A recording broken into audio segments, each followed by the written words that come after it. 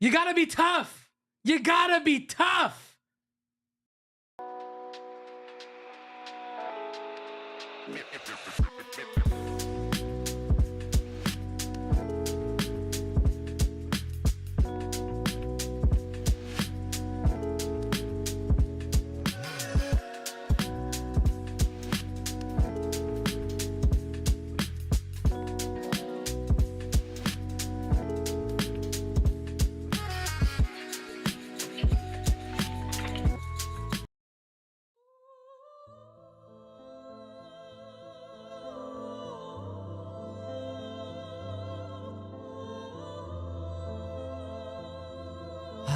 Welcome in, guys, to the AZ Wildcats post-game show. I am Damon Fairall. Next to me is Kevin Thomas. And the Arizona Wildcats, unfortunately, lose for the second time this season in heartbreaking fashion to the Houston Cougars, 72-64. Arizona loses by 8. Kevin, I am very sad. I teased to you off air. This is, I believe, a part of the worst case scenario for Arizona fans. We'll talk about that later into the show. But how are we feeling? Initial thoughts after such a devastating loss, Kevin? My initial thoughts are... And man, does that music set the damn tone. It really does. Every time. That's how I feel inside right now. Because this is... I was saying this to you pre-game day or pre-show, Damon, that I'm frustrated because this is another... And there are positives to take out of this, and we'll get into that. But this is another game where Arizona fans, like you, like me, like everybody in this chat, all of our family and friends in this chat. Yeah. This is another game where Arizona defeated itself. Arizona made mistakes Too often that cost themselves the game. Houston, probably the best team in the nation right now. Not taking anything away from them. Incredible program, incredible team. But Damon, the free throws, the shot selection towards the end of the game, the 7 or 8 first half turnovers. You had this one. Lost Highway says it there in the chat. People are saying it on social media as well. I agree with those people. Arizona had this one. It's another game where they let it slip. You like to say they let go of the rope. They did not hold the line at the end of this game. And it felt like Fran Fraschilla very aptly was comparing this. And I know they use this comparison often on television, but they compared this into a heavyweight fight, a heavyweight boxing fight. And you know what, Damon? There's a UFC fight night today, and it's garbage. But this game was not garbage. This game was physical. This game was a slugfest. And it felt like in round 5, to take it to MMA, in round 5, it felt like Houston was kind of mobbed. They were just still coming, still going with all the toughness that they had in round 1. In Arizona, they had the times where they were the tougher opponent. But in round 5, when they needed it most, in the last 10 minutes of this game, first 10 minutes of the second half, they just didn't bring the same level of attention to detail, specifically, I feel like, that Houston did. And that's not to say that Arizona's cooked. Arizona's not cooked. You start fresh with the tournament, the real tournament as well. And there's a lot of positives to go with. They, like I said, they went bar for bar, round for round, punch for punch with one of the best teams in the nation. But you don't want to cost yourself the game. You want to walk out of this game feeling, if you lost, feeling like, well, Houston just made some great plays and you can't really, what are you supposed to do? But that's not the reaction. That's not the reality. The reality is you walk out of this game feeling like Arizona, there were several things towards the end of this game that they could have changed or done differently or wish they could have had back. I tweeted it. There were 3-4 brutal possessions at the end of this game, Damon Dog, that really cost you the game. And yeah, that's why the sad music is so sad. And that's why we feel so devastated, is because this could have been a huge statement victory for the Arizona Wildcats. Huge. And at one point, it felt like Arizona had it in their grasp. It felt like it was the final push, that just needed to happen. Final, so many lengths if we're, going to keep going to different sporting references. And yeah, they kind of let it slip. They got hawked down in the final moment by a Houston team. Going back to your UFC analogy, a Houston team that is like a championship fighter that is just prepared for these type of moments, right? Like the rounds 4 and 5, like you say, exactly the same intensity, exactly the same game plan as the early parts of the game. And Houston is just an unbelievably like well-oiled machine, Kevin. We were talking about it in the first half when Houston was kind of getting off to their early, start to the game, that the way that they rotate, like they're in the pick and roll, the defenders are trapping the ball handler every time, and then the roller is, immediately getting a guy rotating on him, you obviously then kick out to the guy that the guy who rotated was guarding, and he's right back on him in an instant, immediately, right up in his grill. Like, they rotate so fast. Everybody on this team is in the exact right position. And I think that it bears noting just how good Houston is, how well coached they are, how prepared they are. And I mean, they for my money, they're the best team in the entire country. So you have to take away the positives that Arizona was in a dogfight with that team. But also, look at it from an Arizona perspective of that's 2 games now against Houston. And there are other games that are like this too, but 2 games now against Houston that you had in your grasp the entire way, it felt like, and you just let it slip at the end because they just make tough shots, and Arizona seems to shoot themselves in the foot when it comes down to like these tight games against elite competition. So definitely something that Arizona's gonna have to figure out if they want to have any sort of run in March Madness. But I think at the least it shows that this team is going to be in it in every game that they play. I don't see them getting blown out of any game in the NCAA tournament. And look, man, like we're gonna keep kind of likening it to MMA in a way, right? Israel Adesanya, that legendary rivalry he had with Alex Poatan Pereira, right? Izzy was beating Pereira. They fought 4 times. Summary: Izzy was beating him in the first 2, got knocked out in the second one, lost by decision in the first. But my point with all of this is when you go toe to toe with these tough programs, these tough opponents, and you prove your level of competence and your level of play, you'll get your moment in the sun at some point, right? You will have the bounces go your way. And I think Arizona, what they did prove today is that in March Madness, they're going to be a force to be reckoned with. They can go toe to toe. Like I've been saying on the show for weeks now, Arizona can beat any team in the country when they're playing their game. And I think that today was kind of proof of that. They did not get the victory, that things kind of fell off. The wheels kind of fell off the wagon towards the end there. But in general, I really feel like Arizona proved something today, even in a loss. They proved that they can go toe-to-toe with the 1 seed in this nation, one of the best teams in the country, and really kind of put people on notice. It would have been incredibly nice to make a statement in your first Big 12 tournament by winning the damn thing, because you were that close to doing it and having the entire conference run through the state of Arizona. But we are here talking about a loss, Damon Dog. Average Fan puts here in the chat, this isn't a rivalry. You have to win at least once. And I think it bodes a good question here.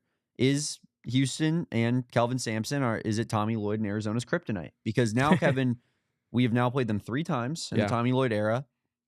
Houston has come back from behind and won the last 2. Yeah. I mean, and I say come back from behind in this one a little bit loosely because I think, Houston was winning for a decent portion of this game.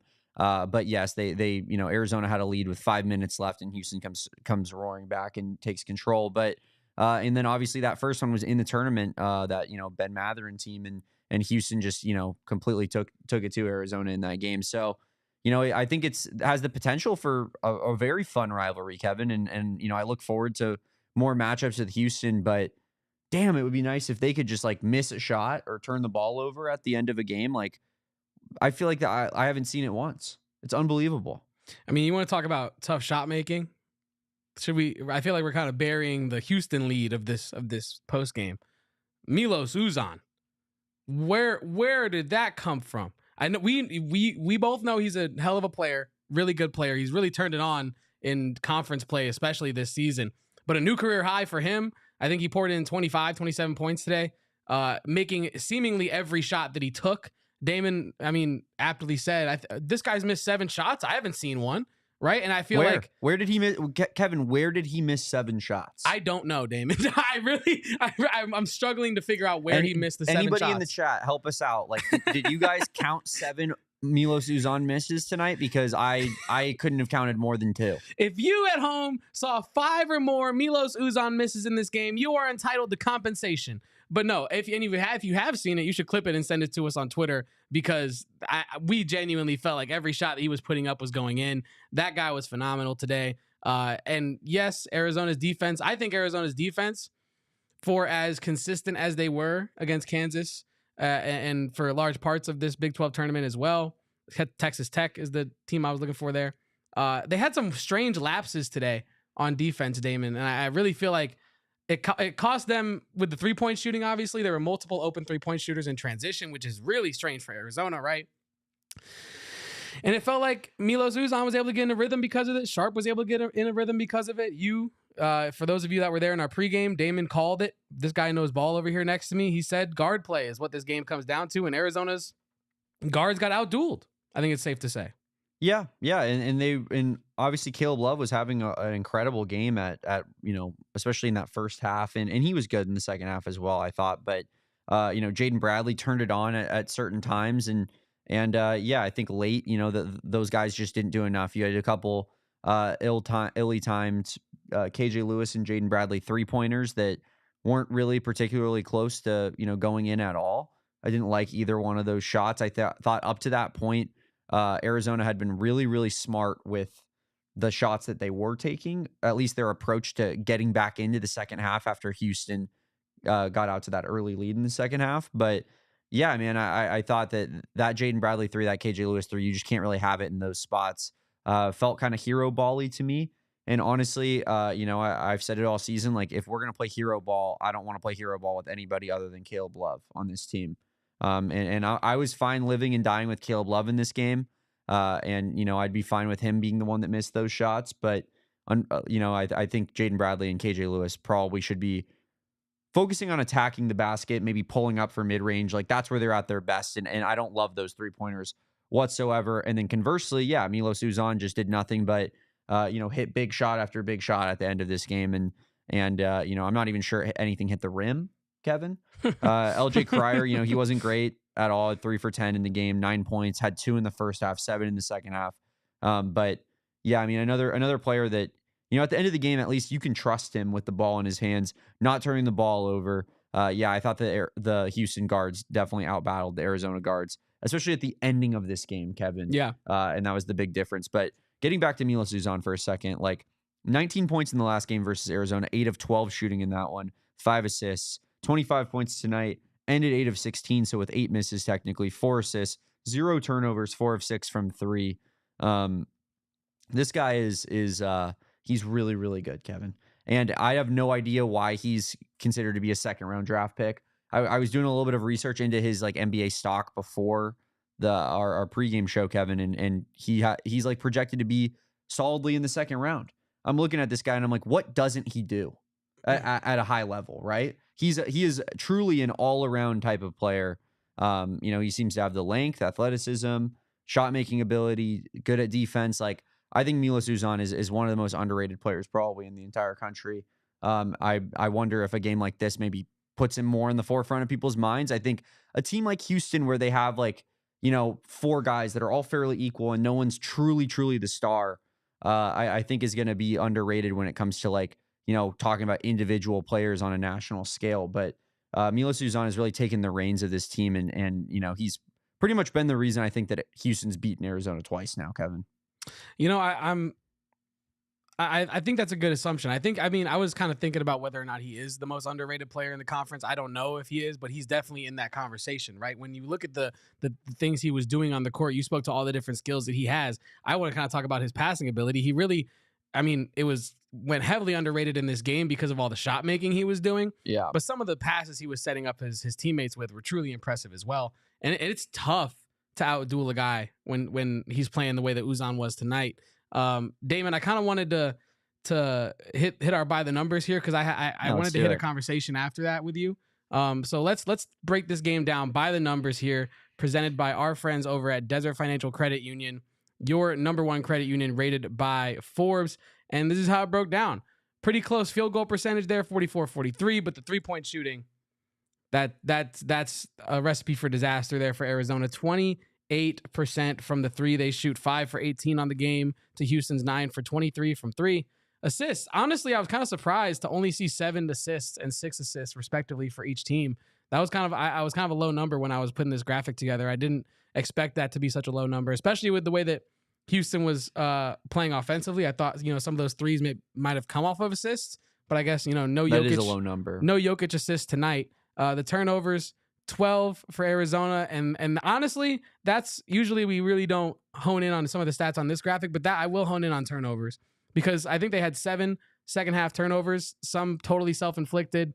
And it really, really kills you when you play a team like Houston. Rebounds were dead even in that regard, but again, I want to come back to the turnovers there because we talked about it in the pregame, Damon. As efficient and as smart and as tied together, moving as a unit as Houston is, you cannot have self-inflicted wounds in a game like that because they will take advantage. And to Arizona's credit, in the first half, they really didn't let Houston take too much advantage of the turnovers. 0 points off of turnovers on 5 Arizona first half turnovers.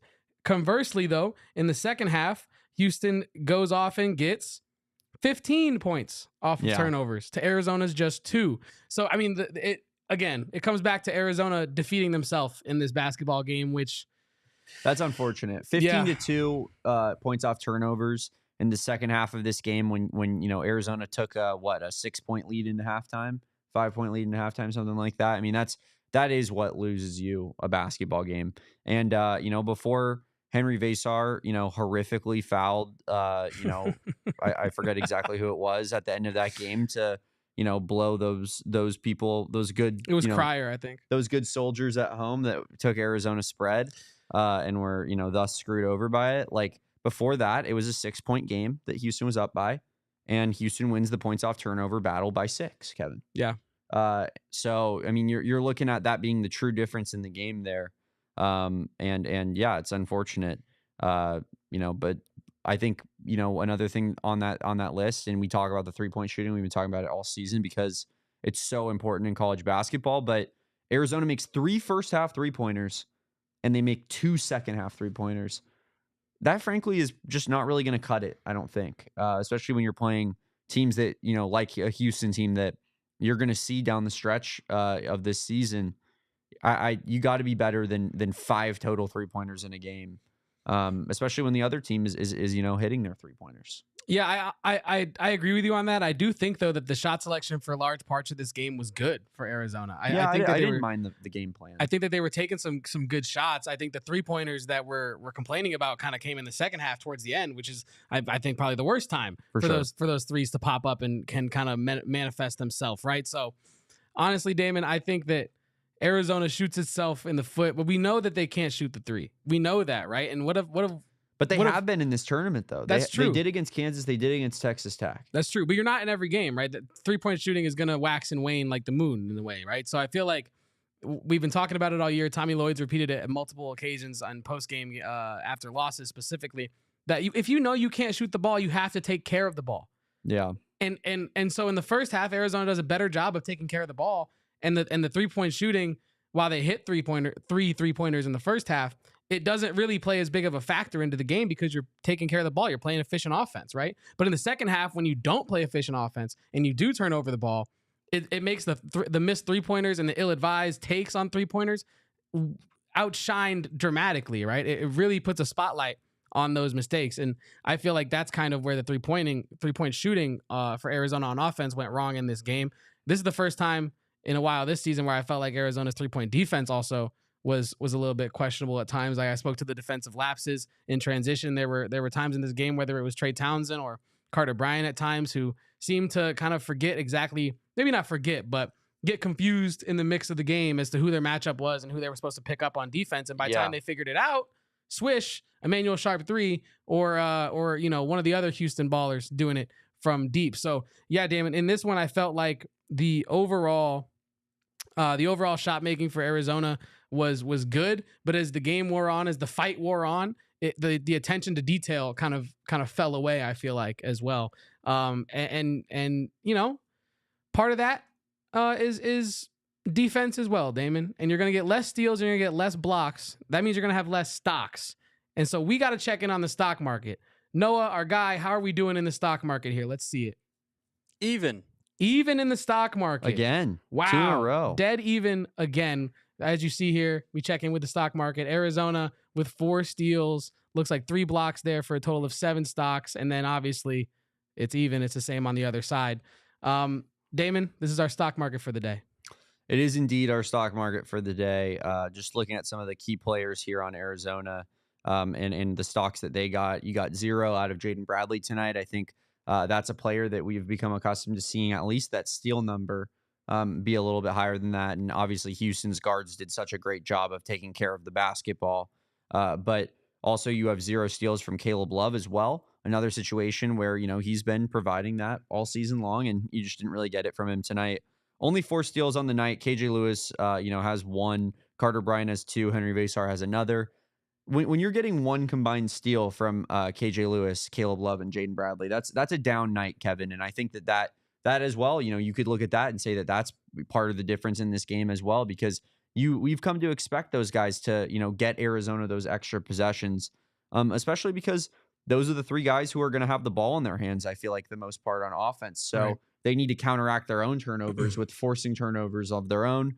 And you didn't get that tonight. And then obviously in a small margin game like this could, in fact, be the difference. But yeah, Kevin, not exactly. I do think that the Houston guards did outduel the Arizona guards in many regards. But that was another one. LJ Cryer gets 2 steals for Houston tonight. Yeah. And doesn't turn the ball over in his own right, playing 35 minutes. So I think, that negative turnover to assist margin or turnover to steal ratio is definitely impactful on Arizona, especially when their guards have done such a good job of taking the ball away all season long. Yeah, and we do have a super chat here from our guy AZ Cats G. Thank you for the $5 super chat. We really appreciate you. Hi guys, feel like we lost because of the traveling and double dribble calls. In a game that's close, we can't make those mistakes. And I totally agree with you. It's kind of what I was alluding to earlier when I said the self-inflicted errors, right? And the 4 brutal possessions at the end of the game. You had a Caleb Love travel call because he stepped on Henry Vasar's foot as he was trying to drive to the basket. Like, how many times does that happen out of 100 when you're making that kind of play, right? And so he gets called for a travel there. Those 2 possessions right there. Yeah, you get called for a travel there. Jaden Bradley loses track of the ball and no one's there to help him pick it up. And now that's a double dribble call.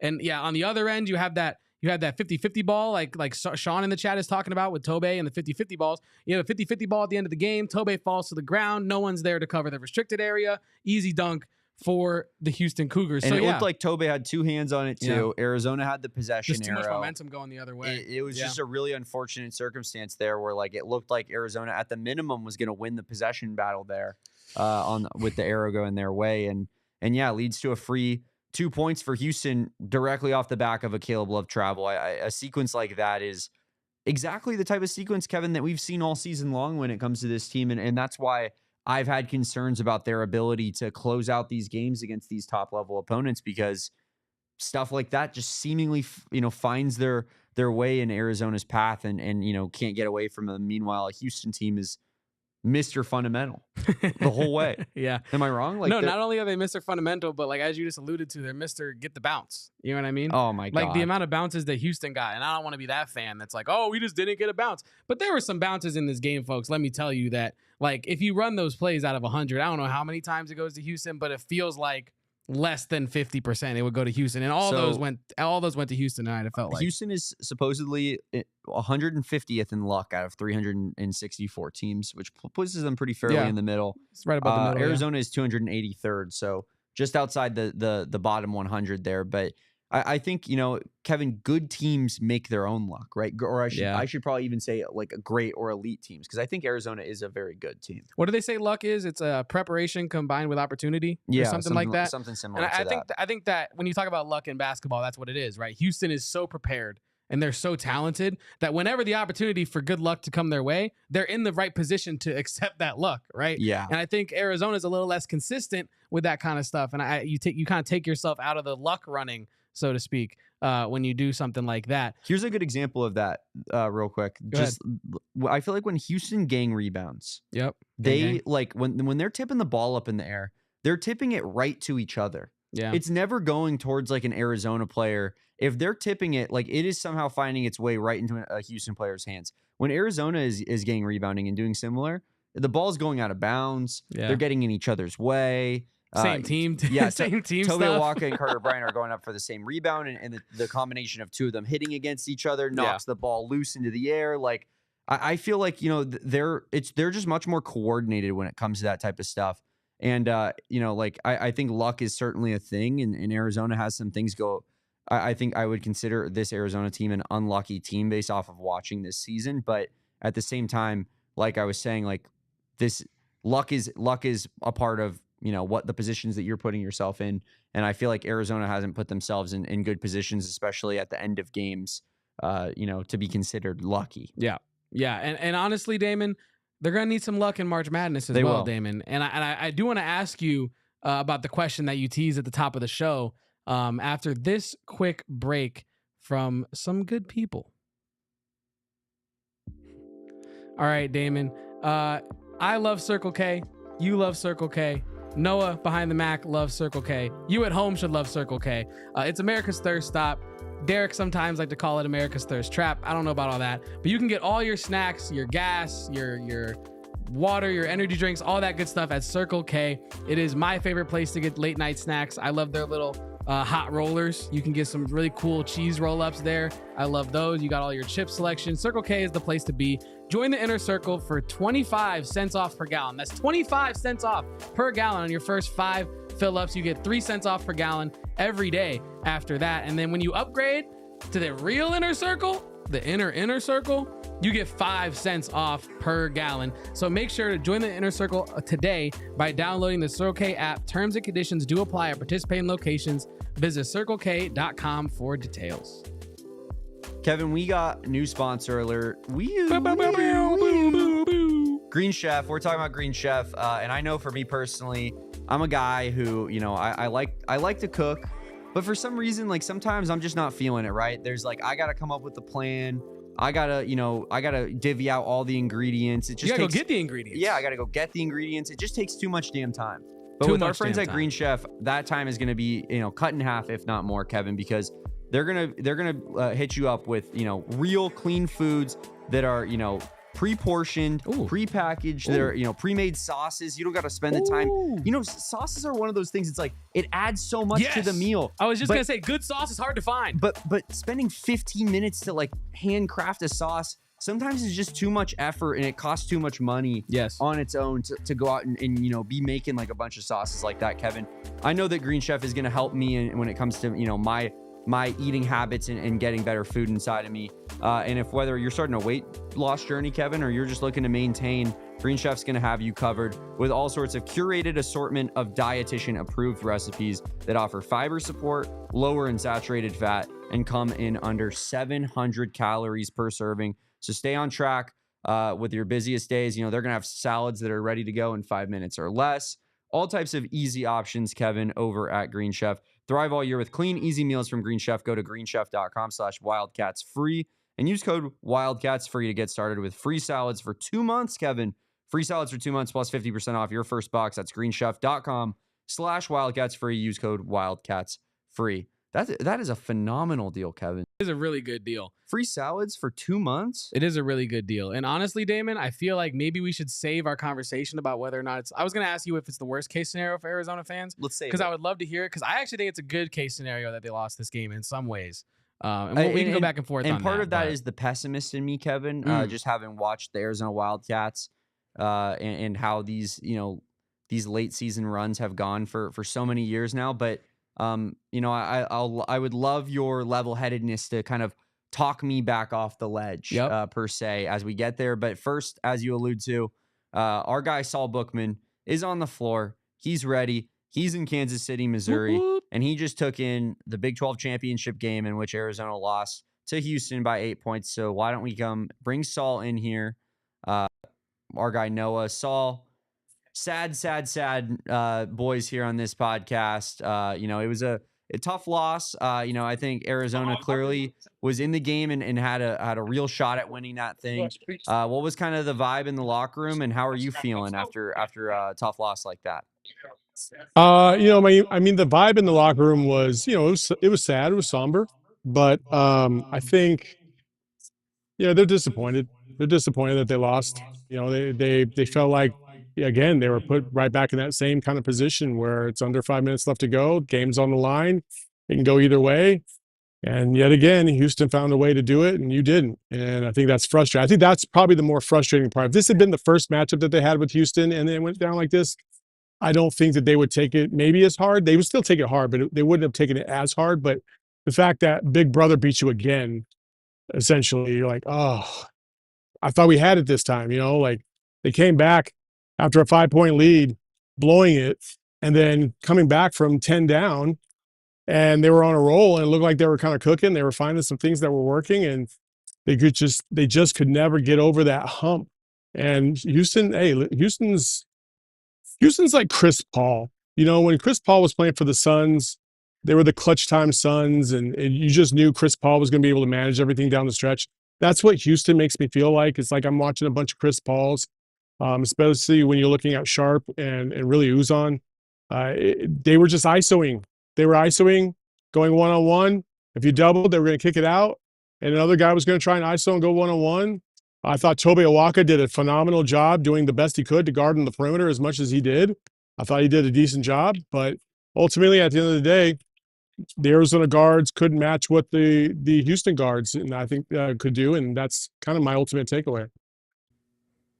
Yeah, I love that shout out for Tobe Awaka there, Saul. Something that me and Kevin hadn't mentioned yet, but yeah, he got switched out on the perimeter. I'd say a good handful to two handfuls of times here in this game, and he really did hold his own against some of the best shot making guards and off the dribble guards that you'll find in the entire country. And LJ Cryer and Milos Uzan. But for me, guys, it's the small things. It's the small things. When you're playing a team like Houston, the smallest things matter such a big difference. And there's 4 things I want to point to. 1, you had go ahead. Do you have something? Counting for you. Oh, okay. I thought you wanted to stop me because you had like breaking news or something like that. Okay. All right. First, Sharp in the first half, wide open walk-in jumper. The rotation, nobody was accounting for him at all. And then one more time down the court, the same thing happens again. That's 2 right there. That's 6 points. That's 6 points that were easily avoidable. 3, the Carter Bryant goaltend. From my vantage point, that was a clear, obvious, like, don't touch it, because he wasn't gonna score. But he hit the ball, and they called goaltending on an and one, and so now you just gave him 2 free points when you didn't need to. And so let's just say he makes both free throws. Okay, you give him 1 point. But that 1 point in a game that's like 2 to 4 points down the stretch is valuable. And then finally, the last thing is the loose ball at the end. When they got the loose ball and they dunked it and they extended that lead to 4. I felt like those small little plays throughout the game, just when you're playing a team like this, you have to be damn near perfect. You really do. And Houston, I didn't feel like they were phenomenal, but that's Houston. Houston's good. They're just a good basketball team. They are not going to hurt themselves down the stretch. You've got to beat Houston. You can't let them just get comfortable and beat you, because they will. And these are growing pains. I think they'll learn from it, but they got to learn from it pretty quickly, because March Madness is here. Yeah. I love your Chris Paul comparison, Saul, because it's almost like it's similar in the way that it's annoying. Like, you're watching Houston, and I love Chris Paul. Like, I'm a big Chris Paul fan, but I think the people that don't like Chris Paul, like, they find him incredibly annoying, right? And that's what when I'm watching my team play Houston, I am annoyed the entire game, just being like, can we have some space? Can we get an easy bucket? Henry Vasar's flying to the rim against LJ Cryer. What's that? Oh, the ball got, he snatched it out of his hands. Like, they are just so damn good at every one of these little aspects. They give you nothing easy, and it is so annoying to watch. They're truly an incredible team. And yeah, I mean, it's tough because you kind of just got to put your hands up, I think, sometimes, and say, like, Houston's better than Arizona. I think we've watched it play out twice now in a similar way, where Arizona had a real shot, and Houston just makes those plays down the stretch that Arizona can't. But to your point, Saul, like, you got to figure it out soon, because you're going to play a team that's similar caliber to Houston probably in the tournament. God willing that you get that far enough into the tournament, and you got to make those plays down the stretch this time. And for reference at home, people watching at home, Damon is exactly like that watching the game. He was not lying. And I'm not like that with every game, but no. The Houston game, literally both times, it's had me like that the entire game. Yeah. It's annoying, man. They don't let up at all. Saul, speaking of the no let up, earlier Fran described it as a heavyweight fight, and I kind of took that analogy one step further, and I said it felt like Arizona didn't gas out towards the end, but it did feel like the level of attention to detail you have to have when you play a team like Houston is hard to sustain for 40 minutes, right? And I felt like Arizona down the stretch, I didn't think they were tired. I didn't think they were gassed, but it just felt like some of the small things were lapsing towards the end of the game. Can you kind of speak to what you saw in terms of self-inflicted errors? I know you kind of spoke to it a little bit already, but do you feel it kind of was you just can't play that way for 40 minutes? It's hard to do that? Or what do you think kind of caused some of those self-inflicted errors? I mean, some of it is just kind of like a fluke a little bit. Caleb Love, kind of, getting not injuring himself, but like, that little stumble was weird. And it was a travel, and that was a turnover, right? Things like that. I didn't feel like Arizona was outclassed at all. Like, I feel like they could absolutely can compete with Houston for sure. But there's a difference between competing and winning. And I think Arizona's in that area right now where they're learning how to win against these big upper echelon teams. And that's been a little bit problematic against the better teams in this conference. And so I think they're going to learn a lot from Houston again. And oh boy, I might eat crow. That's okay. But we're going to do it. I feel so much better about Arizona being locked in and defensively ready for the tournament now more than I think ever before. I think as we went through the season, I was like, oh, I don't know about this. I don't know what are they going to do in the NCAA tournament. I have no idea. They've been kind of Jekyll and Hyde a little bit here and there, but in this tournament, I just saw a tenacity and an undeniable desire to try and prove people wrong and play at a high level. And I'm encouraged by that. Tommy, actually, so I asked Tommy in the presser, I asked him about defense. I said, do you feel satisfied with your team's defensive performance in the last 3 games versus, what they had been showing the last couple? And in usual Tommy fashion, I don't know why he's always throwing me strays. I don't know. But he got a little sassy with me. He got a little sassy with me. I'm like, bro, I'm just asking a question. Oh, you guys in your Ken Palm stance and blah, blah, blah. All right, Tommy. Okay. Well, but then he kind of checked himself and was just like, we still got room to improve. But I like my team. I like how hard they play, and we're going to be locked in and ready. I wish we could play right now. And as he was saying that, Jaden Bradley was sitting to his right, and Jaden Bradley, oh man, I love Jaden Bradley. He was just sitting there. He was just like, yeah. He was just kind of like head nodding. He was just like, I think if you said, Jaden, we got to go out and play another 40 minutes, he'd do it right now. And so that was encouraging as well. So I think overall this team, I think this conference set them up. That was the hope, right? That they were going to get set up for success from just a brutal Big 12. And I feel pretty confident that they will be. I don't think teams are going to be ready outside of maybe the SEC teams. I don't think teams are going to be ready for what Arizona's going to bring. I just don't.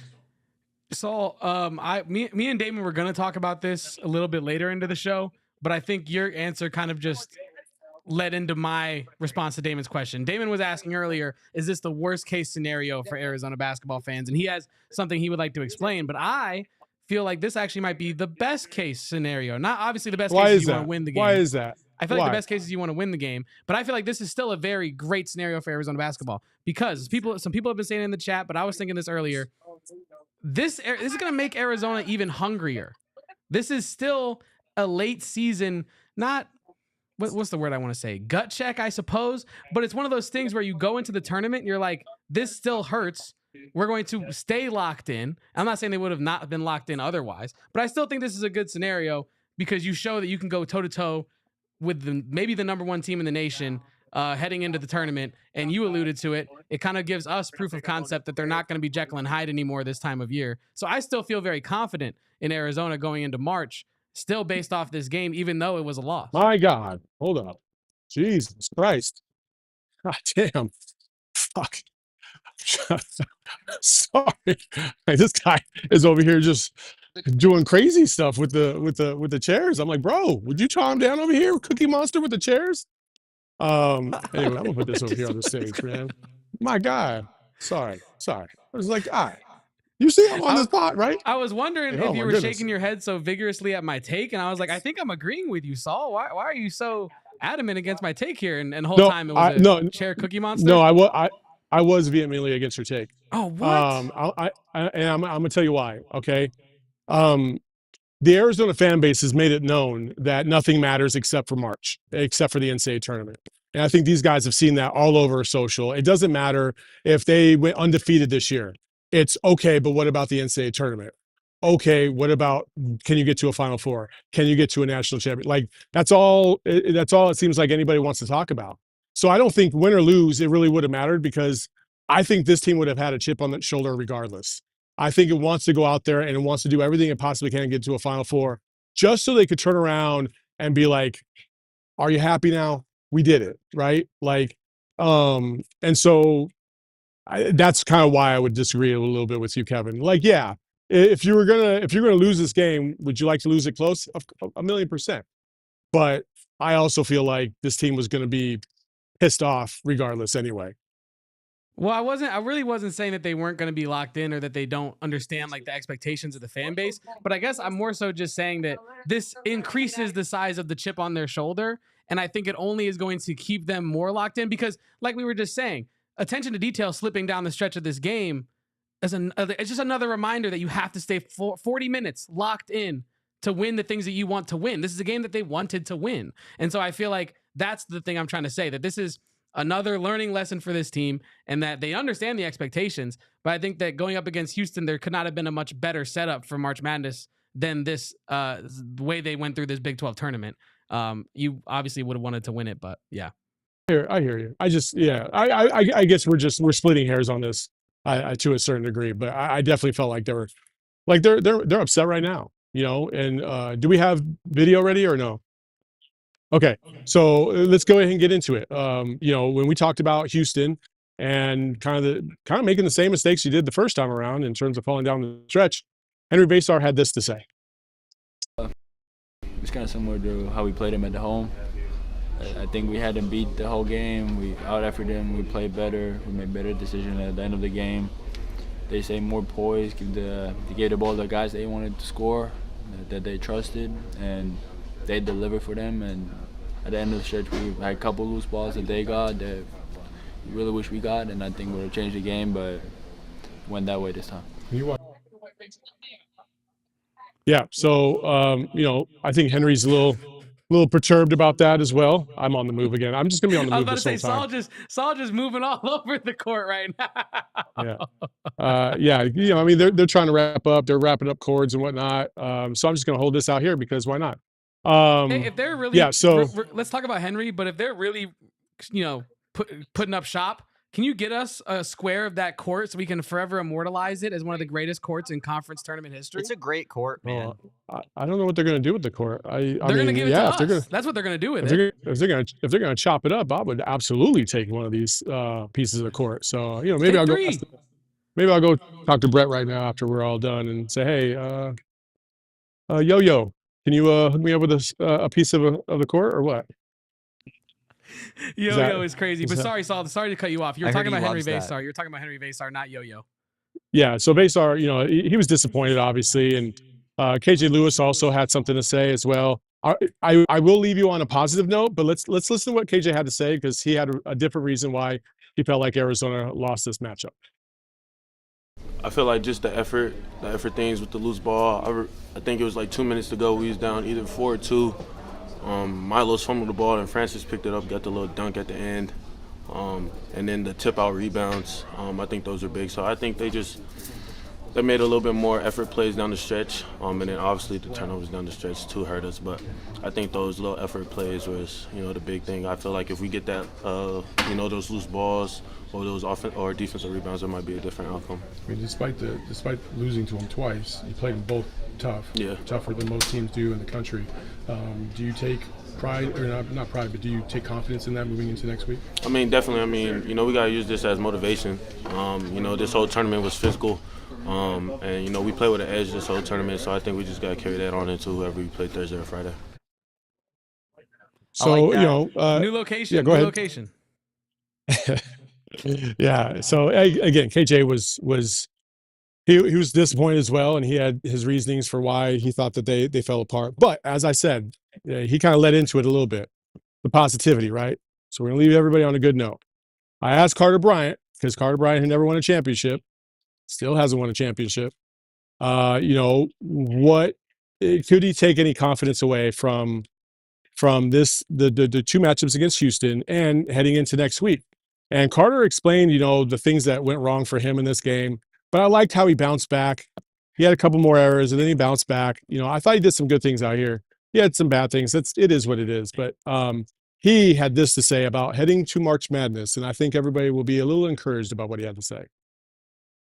For sure. Optimistic about what's to lie ahead? For sure. I think just us moving forward, this group, I don't feel that we necessarily have a weakness as a team. We have so many guys that can do so many different things on the floor. I think you saw that with our defensive versatility with Tove switching out. I mean, he plays our 5 sometimes, and him being able to switch on ball screens and guard guys like Uzan and Cryer, and being able to get stops and force them and direct shots to other guys. I think it shows our versatility. We have Henry, who can stretch at the perimeter and make shots, and I think our guards have just shown the versatility we have, whether it's on the perimeter or getting downhill. So for us moving forward, I think we're going to be fine in March, and I wouldn't be surprised if we're a team that ends up making a Final Four run this year. Thanks, Carter. That's what I was saying, though. I feel like KJ and Carter echoed my positive sentiment. I really feel like that. But you know what Carter said? But Carter called the elephant out in the room. He said he thinks they have what it takes to get to the Final Four. Like, that's what I want to hear. I want to hear you say the words Final Four. I want to hear the words coming out of your mouth that that the Final Four is what everybody wants. That's all anybody wants. That's all anybody cares about. That's my point. That's my point, is that these guys know that that's what's on the line. These guys know that that's all that anybody cares about. So they're here to go get it. So let's get it. And to add to your point, Saul, that's what Caleb Love was talking about after last night's victory. They were asking him, how does this game feel? How does it feel to be winning these games? And he said, hey, we're doing this for the alumni. We're doing this for the fans. We know it's bigger than this. We know we have a larger goal. Job's not finished to cliche it, but the team is aware of this, and they know what the end goal is and how to get there and what it takes to do it. So, yeah, Saul, those are some very apt clips for today. Yeah, I'd say so. I appreciate Saul, that, guys. Go ahead, David. I was just going to say, there's been a lot of, talk about Kansas City, the venue. You've obviously now experienced the entire tournament and have been there for far too long. You might as well, buy some real estate in the great, state of Missouri. But how was the environment today for the championship game, and what was your overall scope of the tournament? I definitely think there was louder games within this tournament. The BYU Iowa State game was probably the peak of it. That was loud as hell. You could barely hear yourself in here. It was super loud. And I think everybody knew that once Iowa State went home, they were going to take a significant hit, and they did. But hey, I will say this. I want to shout out the Iowa State fans, because the Iowa State fans even stayed and came to all these games. They still supported. Before the game started, I put something on Twitter about when I went to one of the local bars to try and find some Arizona peeps, and there was a BYU and Iowa State ladies, and one of them just said, why don't you want to talk to us or film us? I said, well, you're cheering for the wrong team. And they were like, no, wait. And they dug into their bag and they pulled out a bear down sign. Because they were rooting for us. And so props to Iowa State fans. They were really cool to deal with this week. Props to them. They love ball. They support their Cyclones. You can't really hate on them. Major props to them. And in the environment down here, it was okay. It wasn't crazy. It was good enough. I would say it was good enough. I think it was like maybe 70-80% capacity at the most in the lower bowl. Upper bowl, you might as well just close that thing off, because there ain't nobody going up in the upper bowl. So yeah, it's Kansas City. Listen, Kansas City's they're gonna get smeared. They're gonna get smeared by people that didn't make the trip, and I think that's a little unfair. I will say that. I will say that I think that's a little unfair, because if you didn't make the trip out here, then how do you know if it's terrible? How do you know if it's bad? How do you know if it's not living up to expectations? How do you know? Just based off of everybody else's perception on Twitter? You need to come out here and experience. It's the same thing I say about all the other stadiums around the country. If you haven't been there, then how can you say it's not better than McHale? You know what I'm saying? Like, it's the same thing here. Like, if you didn't come out here, then how much can you really complain about it? And so, I'll Kevin, play devil's advocate a little bit to that. I think that I agree with you that like I actually would love to go out there and experience it for myself. I'm sure it's a lot of fun, but I think it's kind of a problem when you have a tournament in a location that if a couple teams lose early, all of a sudden the fan experience is completely dead. Like, yeah, but you could have something to do with that. But you could have something to do with that. Yeah, and we'll have more fans there next year. Arizona fans typically travel well. I'm not gonna lie, it was a little disappointing. I thought a little bit more would show up, and I would probably say, if I had to guess, maybe somewhere between 1,000 to 2,000 at the most. And that's kind of on the low end. That's like NCAA tournament New Jersey kind of takeaway right there. You know what I'm saying? So we could do better overall. It's an experience. It's a learning opportunity, and that's fine. And I talked to some Big 12 officials, and I said, you guys got to market this way better than you did. Like, I didn't see any promotion. You should have been in alumni channels. You should have been on, you should have been marketing this on Instagram, Facebook, Twitter, and really selling the idea of Kansas City to fan bases that have zero idea, and their only comparison is one of the elite entertainment venues in the world in Las Vegas. Like, you are already 6 feet under before you've even started.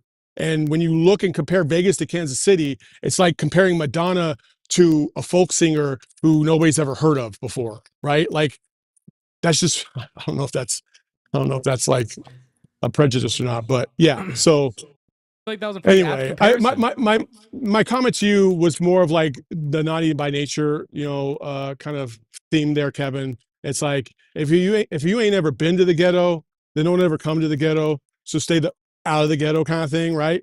That's kind of how I feel about. It's kind of how I feel about this right now. Like, Kevin, you got to come out here next year. Same thing with you, Damon. You guys come out here next year. I'll stay home. You guys come out. I will sit in the nice, comfy seats that you guys have. You guys can do all the work, and you guys can experience. Listen, Kansas City's people, phenomenal. The service, the friendliness, the food environment, everything that was controlled by the people was controlled at a high level, and that made me feel really, really good. I think outside of that, like the few Arizona fans that I did come across, they were fantastic too. Like, I'm going to apologize right now because I have all their names on the list because I wanted to make sure I annotated it, but the list is on my phone, and if I open up my phone, then I lose you guys, so I can't do that. But there's one particular individual, and her name's Suzanne. And Suzanne, her dad had season tickets, lifelong Arizona fan. She actually went to Iowa State, and she had Iowa State fans with her. But her dad passed away, and she couldn't let his legacy die. And so she is an Arizona fan, die hard. She listens to our pod. When she saw me on the upper deck, it was cool. It was really cool. She got emotional, and she said she watches the pod all the time. She thought I was amazing, and I was like, "Are you sure about that?" So there's some special people. Oh my gosh! Oh, we're moving again. I'm having a moment, people. Shout out Suzanne. Shout out Suzanne, dude. She was dope as hell. Hopefully she enjoyed the game today. But like, there were so many other people I met in Kansas. Let me see if I can remember these people's names real quick. Tim, Basil, Chris, Sam. There we go. Those are the 4 dudes that I met over there. There was another guy that I just met at the bar across the way. Vegas Falcon. Boom. I remembered his at. There we go. Wow. Vegas Falcon. He brought his homies. Yeah. So I met Vegas Falcon. Just a bunch of great people that I've met throughout my journey. Tim and Chris that I met at Q39 the night after the night of the Kansas game. Said they watched the pod, they listened to the pod, they listened to McHale Madness. They were eating some barbecue. We chatted it up for a little bit. Like, there's just great Arizona fans across the country that I've had the privilege to be able to talk to and kind of mingle with over the course of this last week. And I hope to meet more on the road. hopefully next week when we go to Seattle or Denver, probably Seattle, and it'll be fun because it's not, hey, listen, all right, Arizona fans that didn't make the trip to Kansas City because it's Kansas City. If we go to Seattle, I looked it up right now. It's relatively cheap to go out to Seattle. So there's really no excuse. Let's do it. Seattle's dope. Okay, Kevin. Is it not? Is Seattle not cool? I mean, it's all right. I think it's a cool place. It is. It's one of the fastest growing cities in the nation. I like Seattle a lot. A lot of stuff to do. I think Seattle has a little bit more to it than Kansas City, but maybe that's my coastal elitism that is. I ain't even from the coast. No, you're not. I know. I don't know. We don't gotta get too sidetracked. Saul, we appreciate you so much for all of your coverage that you provided us in Kansas City. We got to get you out of here to talk about some fine sponsors of ours. But real quick before we do, let's get a final prediction from you in terms of what Arizona's seed is going to be tomorrow. 4, locked in at the 4. I think there's no doubt about it. They'll be 4, and they'll probably be in the West. They deserve it. They deserve to be a 4 in the West. It'll be a battle. It'll be a grind. Expectations are extraordinarily high, but I think if everything goes the way that it kind of went in this tournament, they have a great opportunity to get to the Final Four. So we'll see. There you have it. Saul Bookman. Follow him at Saul_Bookman. We appreciate all of your coverage, Saul. Thank you so much, sir. Bear down, fellas. Safe travels back. That was Saul Bookman. Of course, follow Saul at Saul_Bookman. Kevin, we're going to take a quick break, and then we're going to talk about why I said this could be the worst case scenario for Arizona fans on the other side. Well, Damon, like I've talked about ad nauseum at this point, I really love our friends over at Carol Royce. Carol Royce team, they do it the best over there. Carol came into our office the other day, and sorry to step on you there. I mean, I actually got stepped on myself. No, it's all good. But you know what? I'm gonna talk about our friends at Carol Royce. Do. I love the Carol Royce team. If I was buying a home, I know who I'm hitting up. I'm hitting up Carol, and I'm calling that phone number right away. And yes, of course, Carol's website. You can also go to her website at carolroyceteam.com. But Carol Royce, there's a reason that she's sold as many homes as she has in the Valley, Kevin, and that number is 12,000. I don't know if that does anything for you. Carol and her team are going to have you find, just the dream house for you. And if not, they're going to keep searching. That's really what it is about Carol Royce and her team. She's a PHNX sports fan. She came into the office, bought everybody pizza. I'm very saddened to have missed that day, Kevin. Yeah, you actually missed out. Carol Royce is a dope person. The Carol Royce and Spinato's Pizza Day.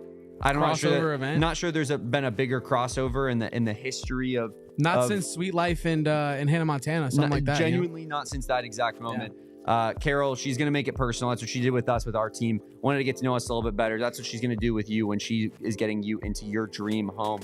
So make sure if you're ready to find your dream home, take the next step. Call Carol Royce or visit Carol online at carolroyceteam.com. That's carolroyceteam.com. Terms and conditions apply.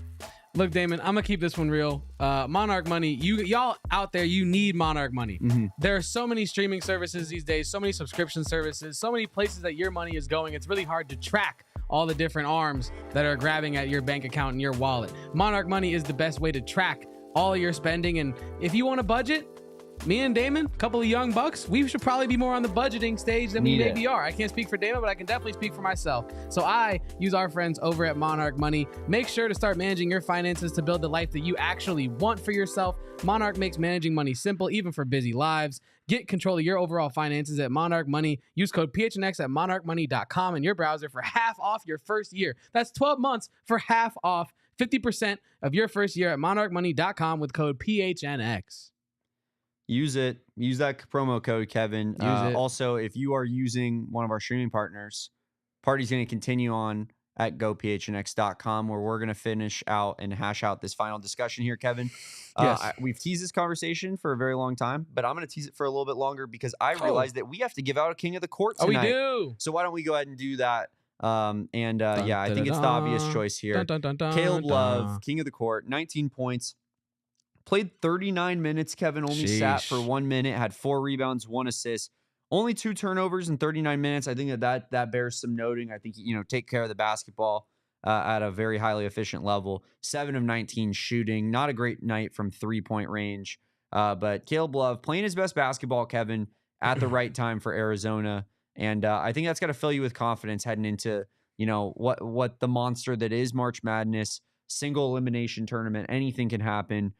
Caleb Love is exactly the type of player that carries you in those moments. And we're getting the best of Caleb Love at the exact right time, Kevin. Let's hope it continues. Yeah, I mean, we've talked about it a lot this year. Caleb Love playing his best defense of his career, really becoming the most complete guard he's ever been. The shooting really hasn't been there this year, but I mean, this game and the just the Big 12 tournament as a whole, Caleb Love's been awesome. I know he wasn't the knockdown shooter or the takeover scorer today, only scoring 19, but you are playing against Houston. Like, we really can't expect Caleb Love to come out here and drop 30 on Houston. Yeah. Because no one really drops 30 on Houston. So I was always impressed with Caleb Love, all the time. I feel like today he is our king of the court, even in a loss. And honestly, Damon, it just feels weird giving out kings of the courts in a game like this. You know what I mean? Yeah, but this wasn't a game where like Arizona gets blown out. No. I feel worse about those type of ones. And I think that me and you, we haven't had to experience that really, especially with Arizona basketball as we get into football season, a little bit more so. Was pretty. It was. But I'm inclined to give out like king of the courts to like, a random fan in the stands that caught my eye in those moments. But tonight I felt that, someone does deserve king of the court. Like the team played a pretty high level basketball game. They just ran into what is, in my opinion, the best team in the entire country. I mean, definitely someone deserved king of the court. I guess I was more so just saying I feel weird being like, yeah, this is the performance of the game. Even though Arizona cost itself the same game. Oh, I respect the want to not, involve ourselves in loser behavior on the show. No, yeah. I'm a big proponent of that. I think Derek Montilla of the PHNX D-Back show, me and him have been talking about what is and isn't loser behavior for the entire time I've been working at this company. And I'd say right now, right there, Kevin, that was a winner's mentality. And I love to see it. But what's not a winner's mentality is my worst case scenario that I have lined up for you. All right, bro. And ISO. Yeah, give me the solo shot. Guys, we've been here a while. I've been an Arizona basketball fan since I can remember. It's been my entire life, Kevin. And ever since I can remember, it's been hampered with sadness and disappointment. I think tonight was the worst case scenario for Arizona fans. And I will tell you why, Kevin. Break it down. Because right now, tonight, playing Houston in the manner that Arizona just did, I think that Arizona fans have now been instilled with confidence, as they should be, playing such a high-level team to such a highly competitive game. You think you can go toe-to-toe with anybody in the tournament, as we should as Arizona fans. That being said, Kevin, those expectations are what kill us every year. Going into this tournament, I think there were a lot of question marks about this team. If they lost to Kansas in the first round, that would have shocked absolutely nobody. And then going into the tournament, I think we'd be sitting here on the postgame show post a Kansas loss, Kevin, and had been saying, you know what? If Arizona loses, that won't be shocking if they lose early. Now, we're sitting here talking about the Final Four. You got Carter Bryant specifically saying the Final Four in his postgame press availability. I think that we're going to get in a spot where our expectations are going to be high. And as we've been accustomed to, Kevin, it will end in sadness and sheer disappointment. I maybe that's loser mentality, but I just I had to lay it out there because that's what I'm feeling right now. I'm feeling like this is a team that could beat anybody and really should go far. Will they is an entirely different story. And yeah, thank you for listening to my TED Talk here, and hopefully, Kevin, you can provide a little bit of mental clarity and pick me up a little bit. I mean, I hope to do that, Damon, but also I hear what you're saying. I really do. It's tough because I think as fans, you want to believe in your squad. And I think this squad has given us fans reason to believe in them at this point in the year, right? So whether or not they go out and fulfill our expectations, I don't know if this is the worst case scenario, to be honest with you. I think it's a great case scenario that they showed proof of concept. They showed they can go toe to toe with maybe the best team in the nation. Like if you're in March Madness, what is the worst possible draw you could get? Houston, maybe Auburn.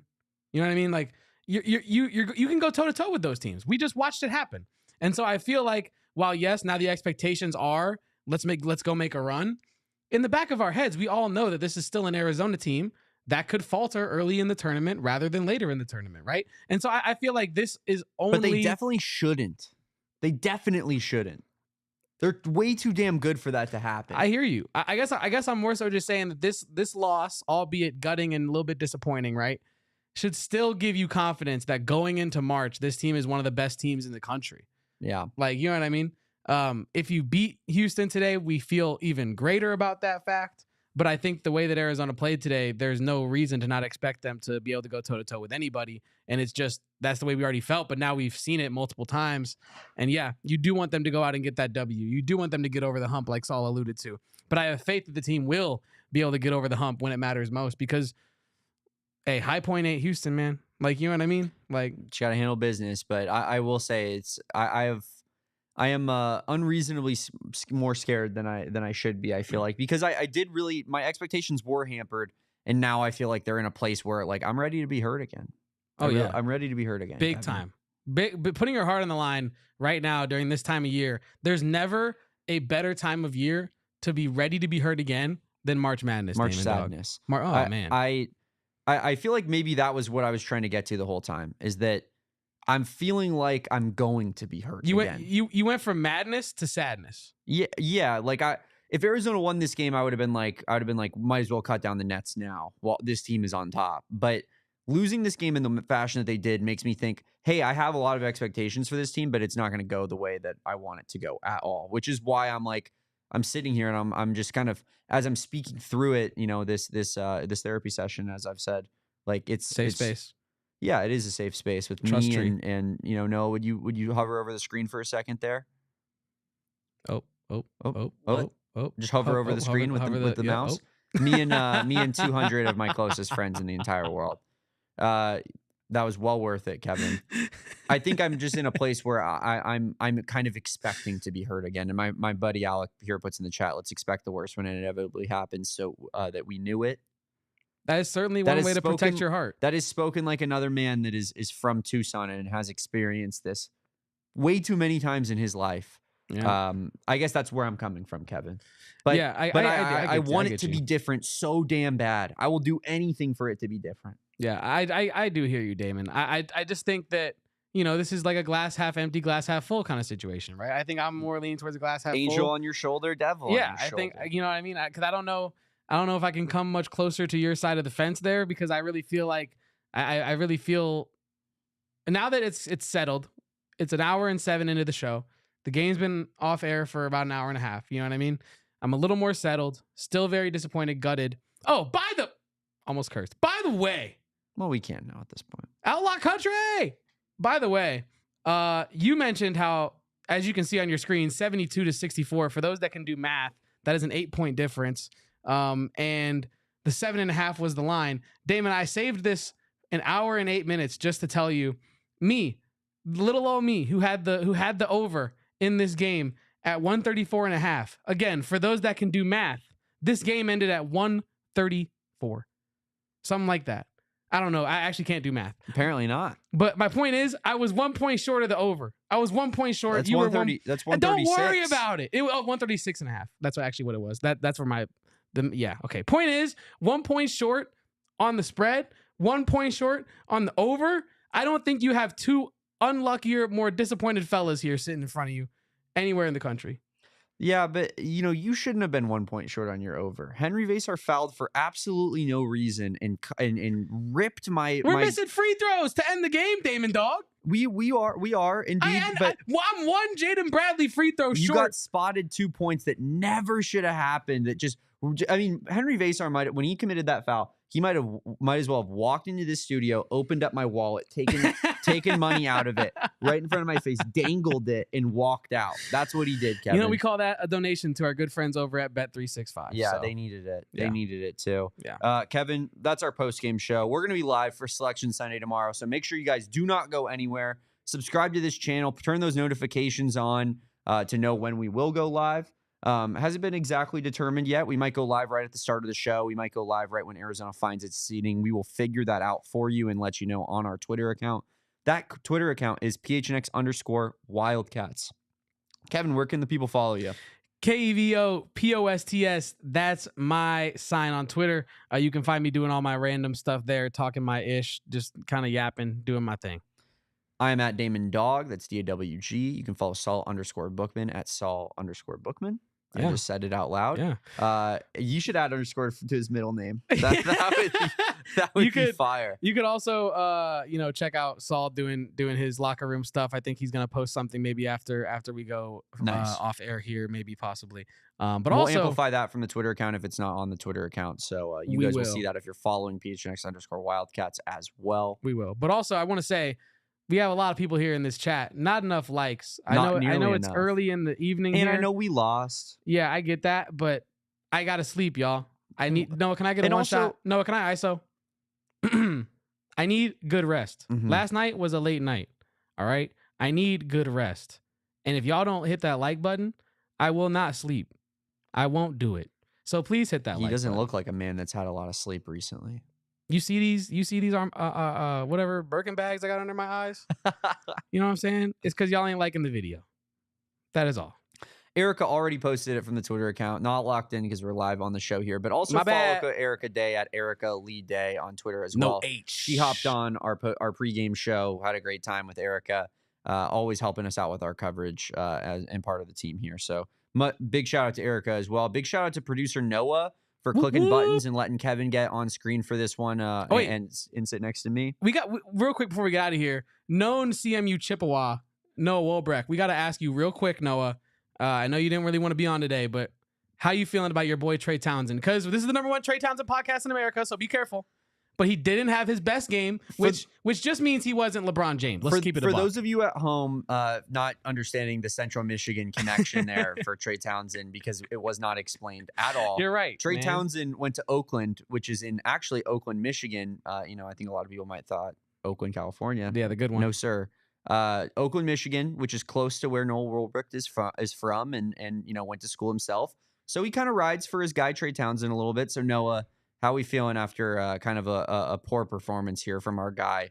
Not what we've been accustomed to seeing at a March Trey. No, Turney Trey was not there. Mm-mm.